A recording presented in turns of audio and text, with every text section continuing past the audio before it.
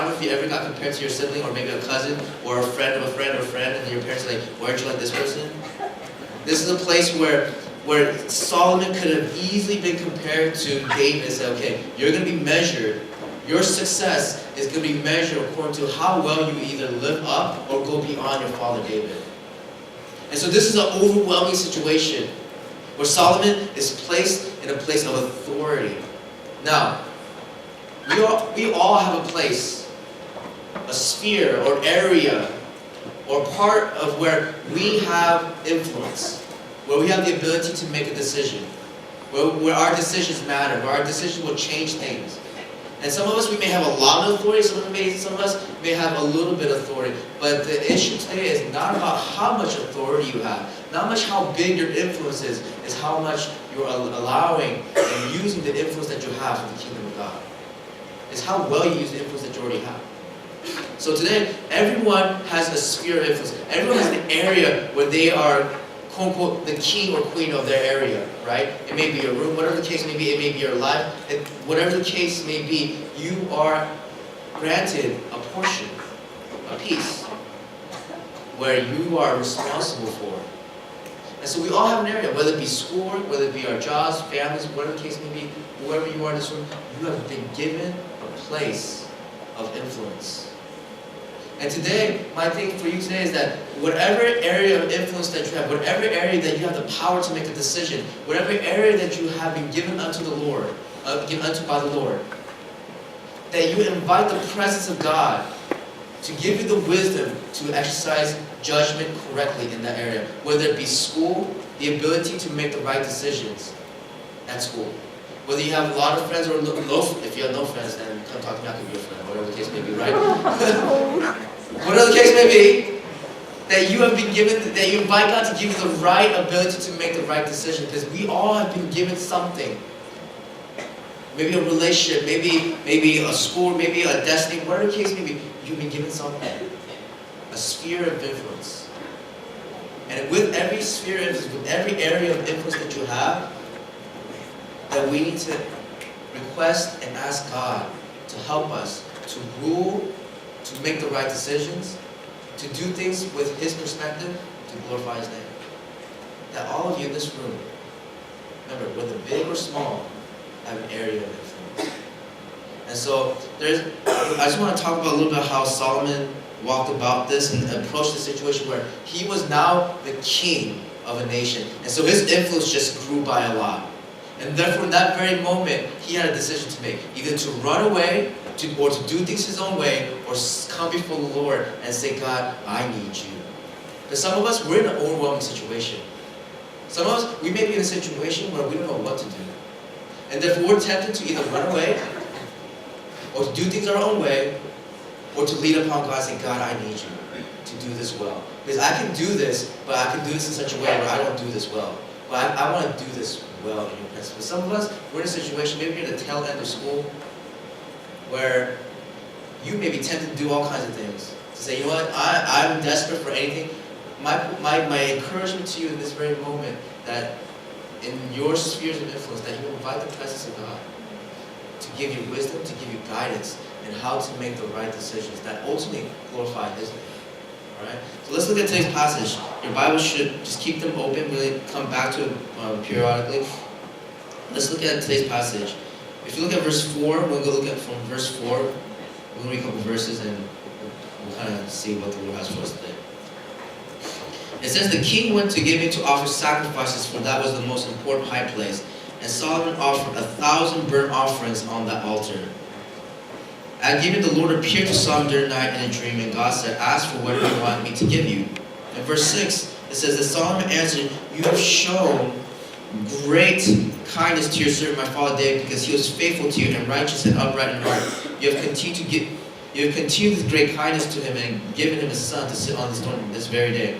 Now, Lord my God, you have made your servant king in place of my father David. But I am only a little child and do not know how to carry out my duties. Your servant here is among the people you have chosen, a great people, too numerous to count or number. So give your servant a discerning heart to govern your people and to distinguish between right and wrong, for who's able to govern this great people of yours? So Solomon is visited by God. A lot of times God can visit you in your dreams. He could visit you in a word, he could visit you your friends in kind words. Whatever the case may be, in this situation, God visits Solomon in a dream. Right? And he's asking, Solomon, what do you want? Let me ask whatever you want, and I'll give it to you. And Solomon starts with this idea where he says, you know what? I thank you because you've been so kind to my father, and I've seen the works of your hands upon my father's life. And now I've inherited everything that my father has established. And so he says, give me a wisdom and a discerning heart. He was in a situation where he could have easily been overwhelmed. I don't know about you, but sometimes when I get overwhelmed in my situations, when I have to make a decision, but I don't know what decision to make because I'm so afraid to make the wrong decision. I don't know about you, but some of us, when we're so afraid to make the wrong decision that we don't make a decision, and that actually ends up being the wrong decision. You know, because like you don't want to, you're so afraid to fail, but man, when we freeze up like that, we end up not only not ignoring the problem and the issue at hand, but our indecision is actually the wrong decision. And we just sit there and freeze up. And so he knows he's in a big situation. He knows he's just been increased by a lot. He has been promoted. Because I believe every time we are put in a place where we've been promoted, we have an increase in our life, or blessing, as it were, that our character will be tested. At that moment, Solomon could say, you know what, God, I got it. I'll do what I want. I can do it. I'm the king now. No, but he humbles him. He says, I'm just a child. I don't know what I'm doing. So therefore, I need your presence. I invite you, Lord, I need wisdom to be able to discern what is right from wrong and do what is right. See, Solomon humbled himself, invited God, so that he knew, because the situation that he was in was far beyond him. Again, as I said before, some of us, we make these decisions. We either freeze up, or we do it in our own hands, or we ultimately do this. Acknowledge that we have a situation before us, and invite the God that can do all things. And say, God, may you have your way. Because time and time again, you're going to be faced with a situation where you're going to respond to freezing up, or run away, do things your way, or say, pause your heart a little bit and say, God, what do you want to do? And I need your decision. I need your guidance. And you know what the thing is? That a lot of times will require a lot of patience. Because sometimes doing your way may seem faster. But more often times now, when we do it our way, we make a mess, and it takes us a little bit longer. Sometimes, when we do it our own way, we actually take the long way to get to the solution. But when we just wait in patience in front of the Lord and ask for His wisdom and His guidance, and the guidance of the people of God that He surrounded us with, that a lot of times, yes, we might have to wait for a little bit, but more often times not, when we wait in the presence of God, we get closer to the solution, rather further from the solution. Because that's the tempting thing to say, you know what, it's just taking too long. Or it's not the way I want it. But a lot of times when we do it the way we want it, a lot of times, more often times not, we always end up in a situation where it becomes worse. And so Solomon, before he even decides to make any act, he sits back and says, you know what, I don't know what I'm doing, this is far beyond me, so therefore I need your grace. I need your wisdom. I need your presence. Right? See, when you look at it, he says, if you look at the passage, he says, blah, blah, blah, incarnate. If you show verse 7, verse 8, where is it? So it's verse 7, it says, now Lord my God, you have made your servant king in place of my father David, but I am only a little child and do not know how to carry out my duties. So he acknowledges that he doesn't know what he's doing. And you look at verse 9. Verse 9 says this, so give your servant a discerning heart to govern your people and to distinguish between right and wrong. Some of us, the other translations, a hearing heart. Well, when he says give me a discerning heart or a hearing heart, what he's saying is a heart that is teachable. A heart that's positioned in such a way where you're able to listen and act upon the advice that's been given unto you. A lot of us, I don't know about you, but sometimes, even for myself, that I ask for advice but I never follow the advice. You know what people ask me when I was growing up, even to this very day, they ask me, so how do I, look, give me a workout plan. And I got to a point where if someone asked me for a workout plan, I know they ain't gonna do it. Say, yo, give me a workout plan. You ain't gonna do it. Why would I give it to you? You know, it's like those people that always ask for advice, but they never follow your advice. They just want you to like, just give me advice, like, and then they're like, and then you give it to them. You thought this out. Like, here's the advice that I think you should carry out, and they do nothing. Actually, they might even do the complete opposite. And you're like, why did you even ask me? Right? And it not happens once, it happens twice, it happens 3 times, 4 times, 5 times, 6 times.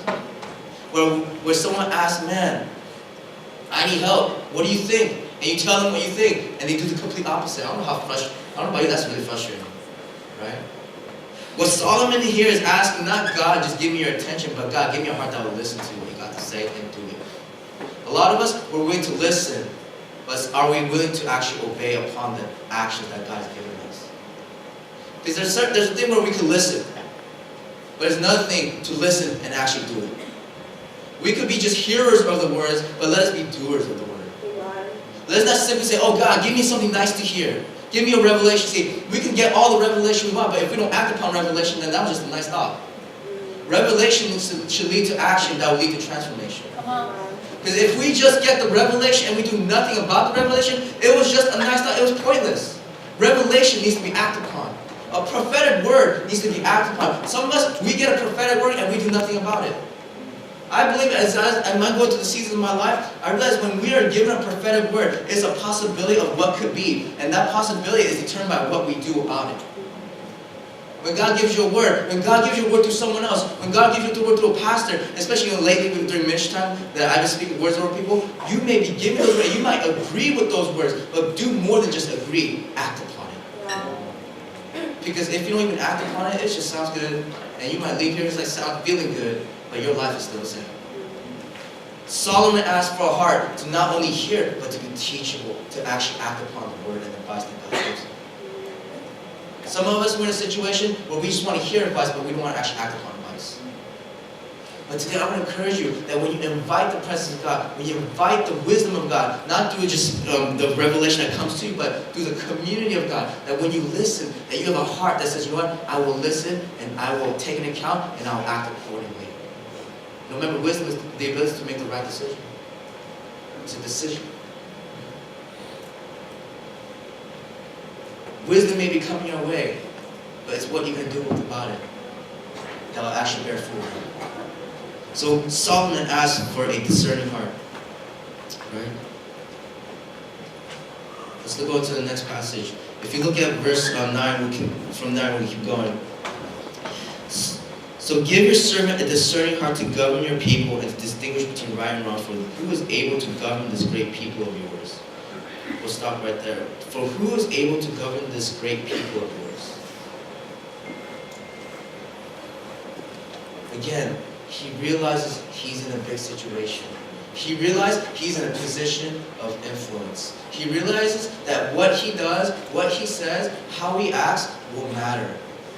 My question to you guys this morning is this. Do you know that you matter? I'm not just talking about just self-worth here today. Do you know that you matter? That what you say matters? That what you meditate upon matters? The way you posture yourself matters? Because whether you like it or not, you have influence. And this is the thing. You could be an influence for good or it could be an influence for bad. Just because you're not right with God doesn't mean you lack influence. You could be wrong with God, but you still have influence. And you realize at the end that influence that you have may be actually going against God.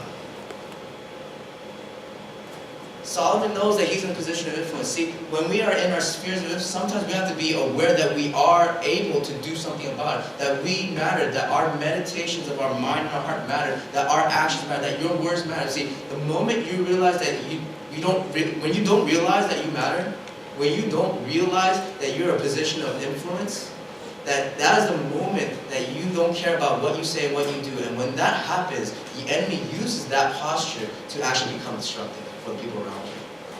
That when you realize that you don't matter, or you say I don't matter, when you actually do, when you say I don't matter, that my words don't have influence, that you become careless with your words. And how many times have a careless word destroy the heart of a person that receives their words. How many times was a person that because, oh, it's just a joke, it wasn't actually just a joke? That you all have influence. Right now, it may, again, some of you guys have big, some of you guys small, but whether you believe it or not, you have influence. And the biggest influence right now that everyone has is their mouth. How you speak, how you posture yourself. That your actions affect not only yourself, but the people around you. Solomon knew that, and therefore he says he humbled himself. God, I need you right now because I know that my actions not only affect me, but affect the people around me. To this thing, your actions affect other people. It does. It really does. That's why so much more you need the presence of God to give you the guidance, so that your words, even your posture, is not destructive but constructive. They're able to build up, not break down. They're able to encourage, not discourage. They're able to work along with God, not against God. Solomon knows that he has a big task of building God's kingdom, and therefore he knows that he is placed in a position where his actions, his thoughts, his meditations really matter. Do you know that you matter? Do you know your words matter? That's why when we have you guys pray for each other, that I want you guys to know that let's not take that joke like as a joke. That's serious. Because as you joke, if you jokingly pray over someone, that could really alter someone's trajectory, for good or bad. So when we do something like praying over someone, that's a serious business. Why? Because we're proclaiming things over them. That is not something that we play around with. And just because you don't believe it, or maybe you may not believe it, doesn't mean it's not true. Right? You all have influence. So even today, control the way you carry yourself. Because that's right now what God has given you. And that's what you have for the rest of your life. Solomon knew. And therefore he said, God, this situation is big, and I know my actions matter. So give me the wisdom to rule correctly. Let's go to this last passage, last point, and then Gracie, you could make your way on up in a couple of minutes, not right now. So I know you guys don't like standing behind me awkwardly. So a couple minutes, get on up. Verse 10. It says, the Lord was pleased that Solomon had asked for this. Verse 10. Verse 11 says, so God said to him, since you have asked for this, and not for long life or wealth for yourself, nor have asked for the death of your enemies, but for discernment and administering justice, I will do what you have asked. I will give you a wise and discerning heart, so there will never have been anyone like you, nor there will ever be. Stop right there. Now, let's go read 13. Because you might as well. Moreover, I will give you what you have not asked for, both wealth and honor, so that in your lifetime you have no equal amongst kings. Stop right there. So Solomon asked, hey, God, I need your wisdom to do justice, to rule your people well, because you have given this great task before me. And so as he asked for wisdom, God was so pleased, like, man, that's right, that's the right answer. Why? Because Solomon didn't ask for things that just benefit himself, but he asked for a way, a blessing that he knows that will bless the people. He was not about himself, he was about the people. He wasn't about just personal gain, he was about the gain about the community. Did we know that sometimes when we ask for wisdom, that we ask for God's guidance, are we asking just for ourselves, or are we asking for the benefit of the people around us? Because when God gives you a revelation, he gives you a mission with that. When he sets you free from something, he gives you the keys to set other people free who struggle with the same thing. That's why testimony is powerful. Why? Because the moment you speak testimony, you are speaking life over the people that may be struggling with the same exact thing that you are struggling with. I will never forget, before I even came to this church, I was sitting in a retreat that, for those who were there, Pastor Oji was speaking at. I was there just to pick him up so we could go home. But as I was saying, there's people who are just giving this testimony, that as they were giving this testimony, that it was such a raw and powerful testimony, but at that moment, as they were giving this testimony of what they were struggling with, that it set other people free. It started this chain reaction where other people say, you know what, me too, I struggle with that too. It gave them the boldness to step into the light, that your testimony will give people the boldness to set themselves free in Christ. That when you are set free in Christ, that God will give you the keys to help other people be set free. That every revelation is not just for yourself, like, oh, I feel good about this revelation. But every revelation is for the sake of you spreading that revelation.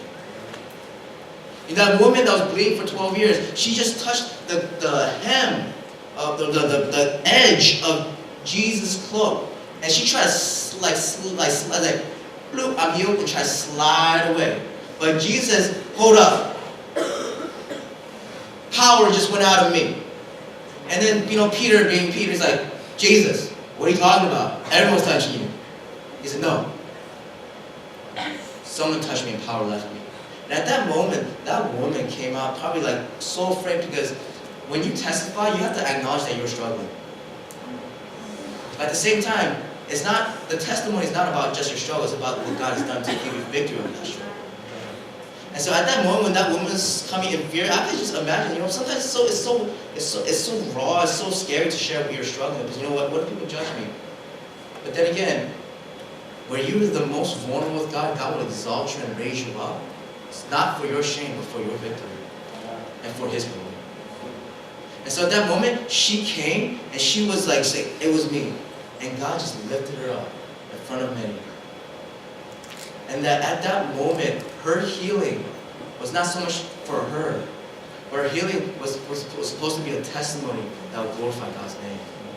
When God touches your heart, it's not saying, oh man, I'm just going to journal this in my journal. I mean, if you journal, don't do it. I journal too. Do what you got to do. But just know that every time God touches you, every time God blesses you, that one day He's going to call you to testify in front of people so that He can use your story to glorify His name and set other people free.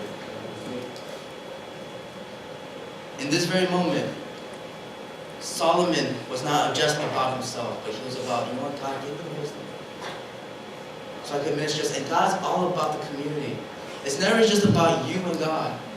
There are times where you have to work that relationship out. Yes, you do. Because at the same time, Solomon can't just say, oh, my father David knew God, so I'm cool. No. He wanted his own relation with God too. But at the same time, God is so about the community. He's about building His community. He's about building people up so that the community benefits. It's not just about you having just a personal relationship with God. If that's the case, then we could all just be in our homes, in our pajamas, and just watching a YouTube sermon. There's better speakers than me out there. Definitely better speakers. There's people who are more dynamic than me. There's people who will speak better than me. There are people who know more Bible than me. But at the end of the day, it's not about who's the best speaker. It's about the community that God has placed you in. It's about the ability to be blessed in this community and be a blessing to the people in this community. That you give and you take. You give and you take. At this very moment, God was saying, you thought about the community and therefore I'm going to promote you. See, this is the thing. When you champion God, God champions you. When you make much of God, God will make much of you. Sometimes we think, oh man, if I just make it about God, what about me? What about you? That's the thing. What about it? It's not about you and me. It's about God. And this is the thing. When we make much of God, we realize that we are the most satisfied, and that's when God's the most glorified. And in that process, when we make much of God, God says, all right, you come with me. You can get glorified with me. Because you and I, we are together. When you glorify God, God will come and say, what? This is my servant, and I glorify Him too. See, if you make much of God here, He'll make much of you in heaven. For all eternity. But the fear is, oh, what about me? What about me? What about me? God, give me wisdom so that I can do things so I can just take care of my situation. No, if I give you wisdom, if I give you this, it is not just for you, it's for the people around you. And ultimately for my glory.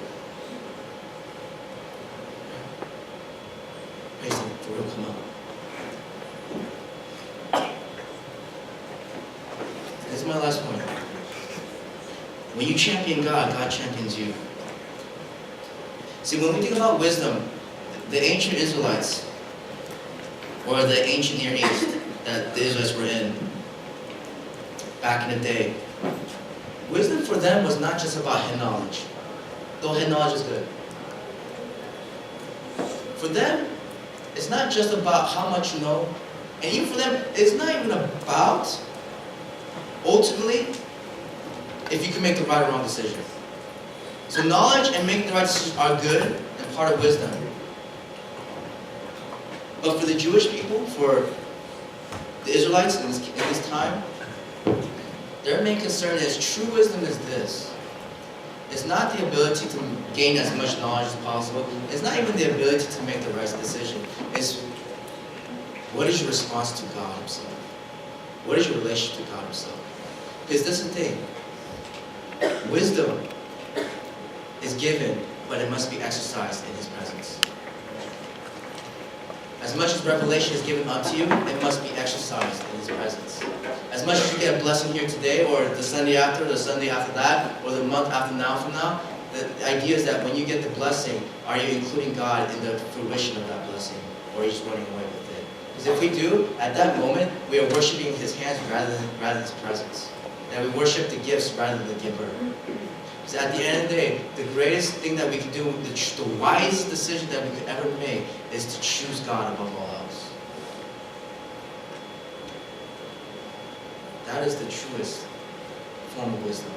And that's what the Bible is all about. So you know what? This is true wisdom, fear of the Lord. It starts from that. It starts from the idea that, man, it's all about God's presence. It's about being in His presence. That when you are going through a difficult time and you realize that you're in a position of influence, that your actions matter, at that moment, it's not God, give me more strength. God, give me more grace. It's about God, I just need more of your presence in this situation. It's not about, man, I don't know what to do, so God, give me an answer. And He says, well, I am the answer. Me being in the situation is the answer. See, the Israelites, the disciples, when they were in the storm, rowing against the storm, it wasn't so much that, man, we just need to get to the other side and the storm to die down. The moment they invited Jesus into the boat, when they invited Jesus, the God of the universe, into the boat, was the moment the storm calmed down. It's not about just seeking the solution, it's about seeking the presence. We are people who need to seek the presence rather than the solution. We need to be people who not seek just the revelation or the blessing. We need to seek the one that gives the revelation or the blessing. That we are the people that follow Jesus Christ. We're not people who just seek and follow the revelation. It's so easy to fall in love with the experience and forget that it's about experiencing personally. That we don't worship about God, but that we worship to God every single day. That when we read the Bible, it's not reading about God, but that we're encountering God through the Word of God. It's all about invitation of God's presence. I always say this, I've been saying this for the past month and a half, to the point where you guys stop saying this. But I think this is the emphasis of this year. God is everywhere, but He's not invited everywhere. But my prayer and my desire for our church, our youth group, is that He is not only here physically, but He's actually invited here. That He is welcomed here. And that He is welcomed in your life. So today, as you go on from today, as we celebrate our mothers and go about our Sunday, let us invite the presence of God. Because that is true wisdom. Invitation.